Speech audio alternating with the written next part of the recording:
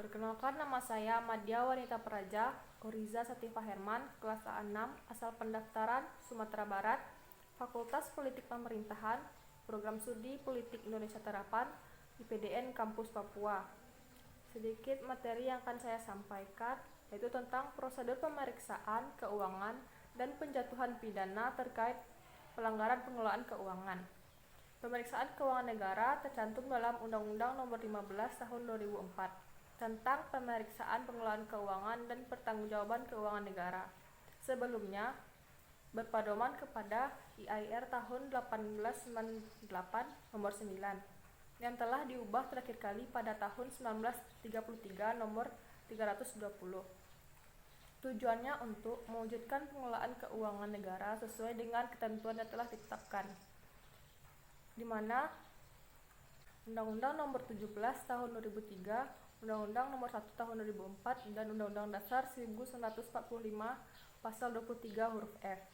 Lingkup pemeriksaannya meliputi pemeriksaan atas pengelolaan keuangan negara dan pemeriksaan atas tanggung jawab keuangan negara yang dilakukan oleh Badan Pemeriksaan Keuangan.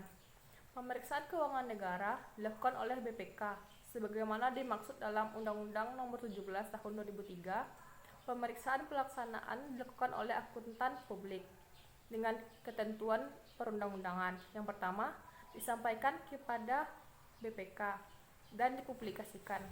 Hasil evaluasi disampaikan oleh BPK kepada lembaga perwakilan untuk dapat ditindaklanjuti.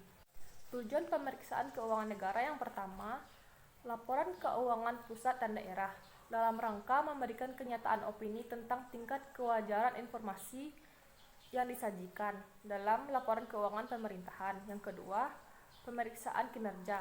Pemeriksaan atas pengelolaan keuangan yang terjadi dari aspek ekonomi dan efisiensi dan efektivitas. Ini bertujuan untuk mengidentifikasi hal-hal yang perlu menjadi perhatian lembaga perwakilan. Yang ketiga, pemeriksaan dengan tujuan tertentu. Berbeda dari dua hal yang disampaikan sebelumnya, hal ini dilakukan pada bidang-bidang tertentu, bisa di bidang keuangan, berupa investigasi dan sistem pengendalian internal pemerintahan. Pidana. Setiap orang dengan sengaja tidak menjalankan kewajiban menyertakan dokumen atau menolak memberikan keterangan yang diperlukan untuk kepentingan kelancaran pemeriksaan pengelolaan dan tanggung jawab kerugian negara diatur dalam pasal 10, dipidana dengan pidana penjara paling lama 1 tahun 6 bulan dan denda paling banyak 500 juta. Yang kedua, setiap orang yang dengan sengaja mencegah, menghalangi, dan mengagalkan pelaksanaan pemeriksaan yang dimaksud dalam pasal 10 dipidana dengan pidana paling lama 1 tahun 6 bulan dengan denda paling banyak 500 juta. Yang ketiga, setiap orang yang menolak pemanggilan yang dilakukan oleh BPK secara tertulis yang terdapat dalam pasal 11 tanpa menyampaikan alasan penolakan dapat dipidana penjara paling lama 1 tahun 6 bulan dengan denda paling banyak 500 juta.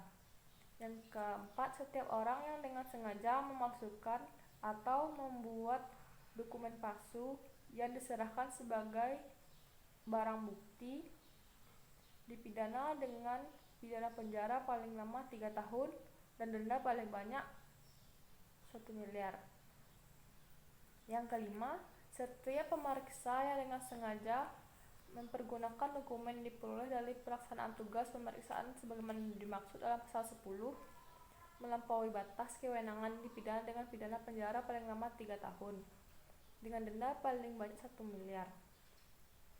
Selanjutnya, setiap pemeriksaan menyalahgunakan kewenangan sehubungan dengan kedudukan dan atau memeriksa sebagaimana dimaksud dalam pasal 10 dipidana dengan pidana penjara sekurang-kurangnya 1 tahun dan paling lama 5 tahun dan denda setinggi-tingginya 1 miliar.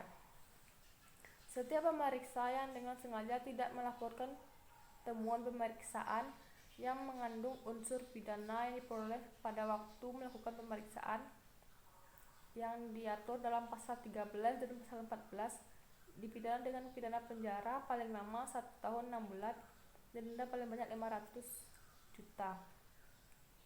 Yang terakhir, setiap orang yang tidak memberikan kewajiban atau menindaklanjuti rekomendasi yang disampaikan dalam laporan hasil pemeriksaan sebagaimana yang dimaksud dalam pasal 20 dipidana dengan pidana penjara paling lama 1 tahun 6 bulan dengan denda paling banyak 500 juta.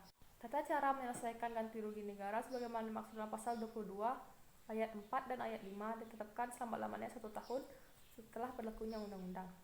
Demikianlah materi yang saya sampaikan. Terima kasih.